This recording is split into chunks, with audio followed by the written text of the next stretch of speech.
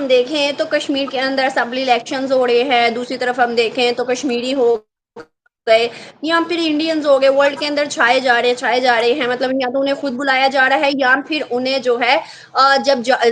Apply करते हैं तो फिर फौरी जॉब्स मिल जाती हैं, अच्छे लेवल पर वो हमें नजर आते हैं। अच्छा, एक तरफ तो ये हो गया, दूसरी तरफ अगर हम देखें तो अभी खबर आती है कि 29 पाकिस्तानियों को मलेशिया से गेट आउट किया गया है ऑल ओवर वर्ल्ड के अंदर। इस time Pakistani trend get out का चल रहा है, मोमिन ट्रेंड गेट आउट का चल रहा है। क्या वजूहत लगती है? एक तरफ इंडिया है जो कि अपना मुकाम और रिस्पेक्ट जो है वर्ल्ड के अंदर बना रहा है, और वहीं वर्ल्ड के अंदर पाकिस्तानियों को गेट आउट किया जा नो कंपैरिजन, अगर दूर दूर तक देखा जाए तो there is no comparison between India and Pakistan. Because Pakistani लोग अगर हम लोगों के मुकाबले खड़ा होना चाहते हैं ना, तो वो अपनी डेवलपमेंट पे ध्यान देना चाहते हैं, जिसकी वजह से आज आपको पता है, आप लोगों की बैंकरप्सी की वजह से, आप लोगों के डिस्टिट्यूट पॉलिटिशियंस की वजह से, आप लोगों के बैंकरप्ट पॉलिटिशियंस की वजह से आज पाकिस्तानी अवाम, पाकिस्तानी लोगों की रिस्पेक्ट नहीं है। It is because of the political power, it is because of the political scenario there, कि उनके लोगों की इज्जत नहीं की जाती है थ्रू आउट द वर्ल्ड। अगर आप बात करें, चाहे मलेशिया की बात करें, या आप जो ये आजकल देख रहे हैं ना, नया ट्रेंड चल रहा है, इसको हम बोल रहे हैं get out Pakistani from every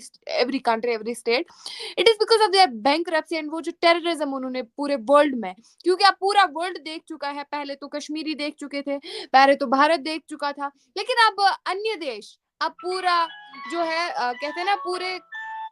पूरा वर्ल्ड देख रहा है, पूरी आवाम देख रही है, पूरी जनता देख रही है। तो मुझे लगता है कि अब पाकिस्तानियों पे वो भरोसा ही नहीं रहा है किसी को। अब पाकिस्तान उस पीक पे है कि कोई भी भरोसा नहीं है किसी भी देश को, पाकिस्तानी जनता पे, पाकिस्तानी अवाम पे भरोसा नहीं है कि अगर ये हमारे मुल्क में रह गए तो हमारे मुल्क में हालात कैसे रह सकते हैं। हमारे मुल्क में जो obviously every country wants their success, हर कोई चाहता है कि हम आगे बढ़े, हर कोई चाहता है कि हम तरक्की करें, हर कोई चाहता है कि हम लोग न्यूक्लियर पावर में, चाहे कोई भी डेवलपमेंट में, टेक्नोलॉजी में आगे बढ़े।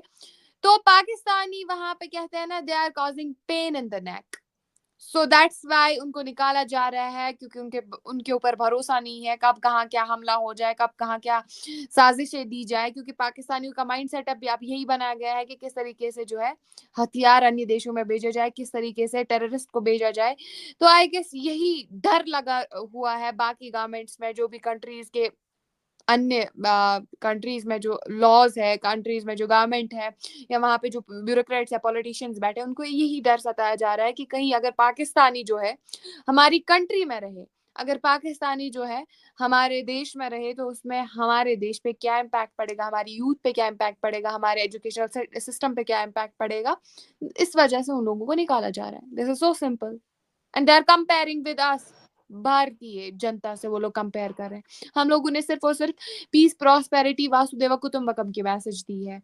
We have never been envious to any country. We have never been jealous to any country. And we have never been talking. अब हम किसी यूथ फोरम, इंटरनेशनल फोरम पे पाकिस्तान को डिस्कस नहीं कर रहे होते, हम अपनी पॉलिसीज को डिस्कस कर रहे होते। That's the difference between you and us, and I guess there is no comparison. बिल्कुल फ़ाइका, अगर हम बात करें फ़ाइका इंडिया और पाकिस्तान की, जिस तरह आपने कहा ये पॉलिटिक इशू है जो कि पीएम कर रहे हैं और भुगतना अवाम को पड़ रहा है। दूसरी तरफ अगर हम पीएम की बात कर लें, आपके थ्रू आपने जो बोला, तो क्या आपको लगता है कि वर्ल्ड बेस्ट लीडर जो कि इस टाइम रेकमेंड किया जा रहा है पीएम मोदी को,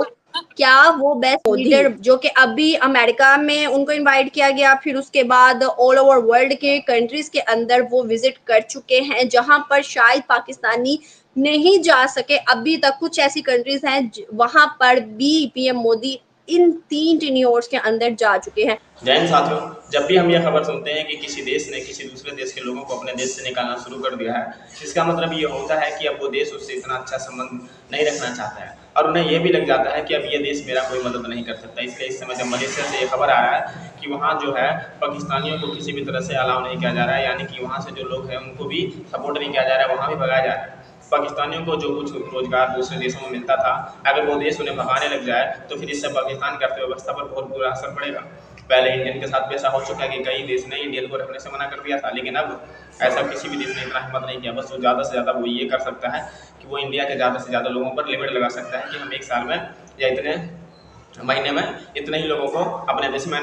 दे सकते हैं रोजगार के लिए। लेकिन अब पाकिस्तान के साथ ज़्यादातर देश ये कर रहा है कि ये कोई लिमिट तो लगाते ही नहीं है, बल्कि जो पहले से होते हैं उन्हें भी वो बुरा कहकर किसी न किसी तरह से भगाते जा रहे हैं, जिसके कारण जो है पाकिस्तान की जो लोग हैं, जो कि पाकिस्तान से ज़्यादा अच्छा रोजगार के अवसर वो दूसरे देश में देखते थे, तो वहाँ जाकर वो सेटल होते थे, जो थोड़ा बहुत काबिल लोग थे और निचले स्तर के लोग भी थे। लेकिन अब मलेशिया जैसा देश, सोचिए मलेशिया जैसा देश पाकिस्तानियों को अब बाहर निकालने की सोच रहा है, तो यानी कि कितनी दुर्दशा में पड़ चुका है पाकिस्तान।